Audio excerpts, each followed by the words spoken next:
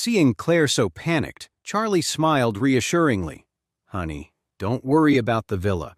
Mr. White isn't going to cause any trouble." Jacob kept shaking his head. "No, this is wrong. Last time you helped the Knox family with their energy alignment, and they spent millions on those shells. Now the White family is coming to you? These are two of the most powerful families in Oris Hill City. You barely know anything about energy alignment.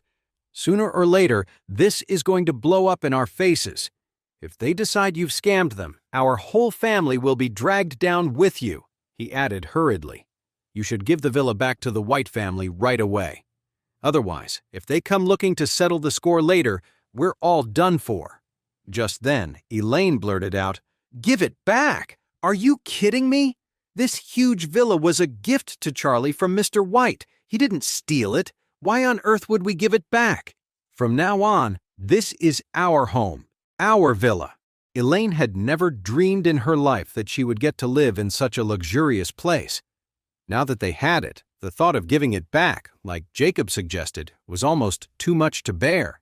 It felt like he was trying to kill her. Claire cried out in frustration, "Mom, we can't just accept something like this. It's going to cause huge problems later on." "Trouble my butt," Elaine snorted. She then looked at Charlie, her tone shifting completely. "Wow, Charlie, I never knew you had it in you to land us a huge villa." A huge smile spread across Elaine's face. "You really are a good son-in-law after all. If you'd started doing this energy alignment stuff for people sooner, we'd have been rich a long time ago." Jacob couldn't take it anymore. "Honey, this isn't about the villa itself. Even if Charlie did do some energy alignment for them, how can he accept a whole mansion for it? What happens if the White family changes their mind later? Won't they come after us?" Elaine practically jumped 3 feet in the air, pointing a finger right in Jacob's face. "Don't you start with that nonsense. I have been poor my entire life with you. Now, I finally have the chance to live in a big mansion, and you want to throw it away? I'm telling you, if you dare make Charlie return this villa, I will divorce you. You're just throwing away a golden opportunity. You have no sense about money." Jacob was so furious he could barely speak, and he collapsed onto the sofa. Charlie smiled. "Dad, don't worry. No one is taking this villa away.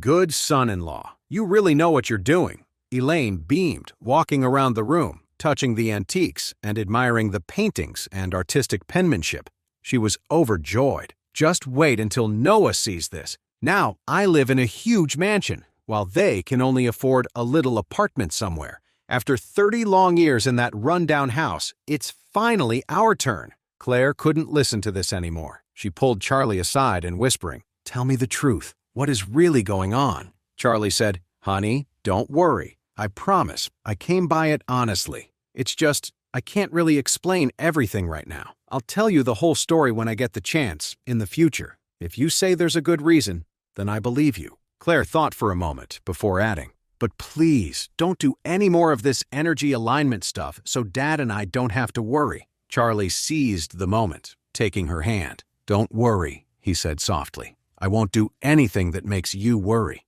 Besides, your dad keeps bugging us about having kids. What would you do if something happened to me?" "Oh, stop it." Claire blushed and quickly pulled her hand away. Just then, Elaine came happily down the stairs. "When I get back from my trip next week, I'm going to call everyone I know and have them come over to see the huge villa I bought." Claire said, "Mom, the villa was a gift to Charlie." Elaine waved a hand dismissively. "He's our son-in-law, which means his villa is our villa too." Elaine triumphantly waved the bracelet on her wrist. "I already posted it on my social media feed. Look, this bracelet and the huge villa. Everyone is going to be so jealous." Charlie glanced at Elaine's bracelet. Christian had given it to him, and he'd planned on giving it to Claire. He hated that his mother-in-law had ended up with it instead. Gerald stood in the hall, relaying what he'd heard over the phone to his father. After he finished, he hesitated, then looked up. "Dad, has Uncle Solomon lost his mind? A villa that expensive and he just gives it away to that idiot Charlie without ever even staying in it?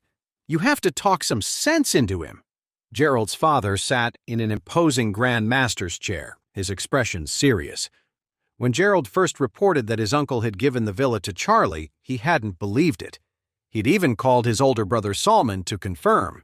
He was shocked to find out it was true.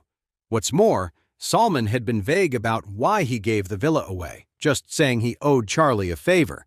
What kind of favor could make the notoriously stingy Salman give away such an expensive mansion? Gerald's father said with a cold expression, "I've already spoken to your uncle. He seems very set on his decision. Getting him to take the villa back is unlikely." Gerald gritted his teeth.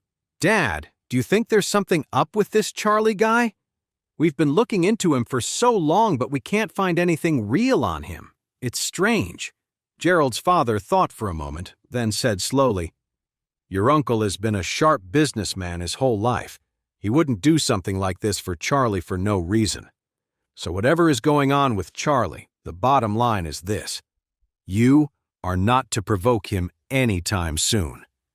I'll talk to your uncle tonight and see if I can find out more about this guy's background." "Okay." Meanwhile, Noah and his family were complaining to Mrs. Wilson. Wendy sniffled, tears in her eyes. "Grandma, I don't know how he did it, but Charlie somehow tricked the White family into giving him their villa in Thompson. It's worth over $100 million. And after he got it, he didn't even have the decency to offer it to you. He just kicked our family out. How could he do that?" Mrs. Wilson sat at the head of the table, her expression stern. She let out a cold snort, clearly displeased. "That boy Charlie has no respect for the rules." "Exactly, Mom. He's shameless," Noah said with a serious face. "As a son-in-law of the Wilson family, he should know that anything good that comes to this family should go to you first. Your villa is in a bad location, and it's old and outdated. It should have been replaced a long time ago. If he had any respect for you, he would have immediately offered you the villa. He should have let you enjoy it first." The moment he said that, Mrs. Wilson's eyes lit up. She had lived in the Wilson villa for over 10 years. While it looked impressive from the outside, it was an old property. On top of that, it was in a bad neighborhood, so it would probably only sell for $10 to $20 million. The Thompson villa was 100 times better.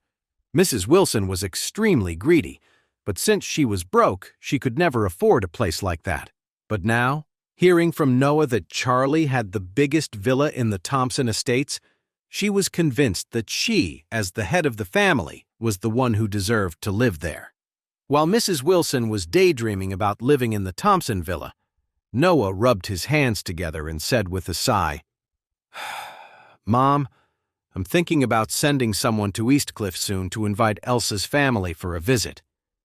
Then we can subtly suggest that they get Elsa and Harold engaged. What do you think?" "The Gardner family," Mrs. Wilson sighed. "The last time, Harold just abandoned Elsa and ran off. I'm sure she has a very low opinion of him now." Noah said, "I think that's a minor issue. Our families complement each other. What really matters to them is future business prospects. Even though the Wilson family isn't on the same level as the Gardner family, we landed that contract with the M. Grand Group. Our future collaboration looks promising. The Gardner family might just agree to the marriage." Mrs. Wilson thought for a moment, then nodded. "In that case, go ahead and invite them. See if the Gardner family is interested in visiting us here in Orris Hill." "Okay." Noah quickly added, "Mom, the Gardner family is a big deal. If we don't have a respectable villa, we'll lose face in front of them. That can't happen." He continued, "If you can get that Thompson villa from Charlie, then when the Gardner family visits, seeing a place like that will make them look at our Wilson family with more respect, don't you think?" Mrs. Wilson nodded. Appearances are everything. Living in a villa worth over $100 million would definitely boost the family's reputation. Besides, she was already secretly wanting Charlie's Thompson villa. This was the perfect excuse to go after it. So she announced majestically, Have Jacob's family come to the old house tomorrow. I'll speak to them myself." Harold and his family exchanged delighted glances. Jacob's family depended on the company for their income, and they were under the family's control. When Mrs. Wilson gives an order, how could they possibly refuse? If Mrs. Wilson demands they hand over the villa, would they dare to say a single word against it? Knowing Mrs. Wilson's favoritism towards her own household, once that villa is out of Charlie's hands, it will belong to them. Early the next morning, Jacob, his daughter, and his son-in-law rushed over to the Wilson family's old house. Claire opened the car door and asked, "Dad, Grandma specifically asked for you. Did she say what it was about?" "We'll find out when we get there," Jacob said. "And your Uncle Noah is going to be there too." Charlie frowned. Seeing the way this was shaping up, it didn't seem like anything good was about to happen. Claire said, "What else could it be?" "I bet it's about the villa. Charlie will explain everything about the villa to your grandma in a little while," Jacob said, not thinking much of it. He got into the car and urged Charlie to drive. At 9:30, the car pulled up to the Wilsons' old house. The family walked into the main hall, and Charlie glanced around, frowning slightly. He saw Mrs. Wilson sitting in the main chair at the head of the room, with Noah standing right beside her. Harold and his sister stood on the other side. On top of that, several older relatives from the Wilson family were seated along both sides of the room, and a few of the younger family members stood behind them, all of them staring at Jacob's family as they entered. It felt like they were setting up a full-blown family tribunal. Jacob, true to his nature, was an honest and straightforward man. He wasn't one for confrontation and couldn't argue his way out of a paper bag.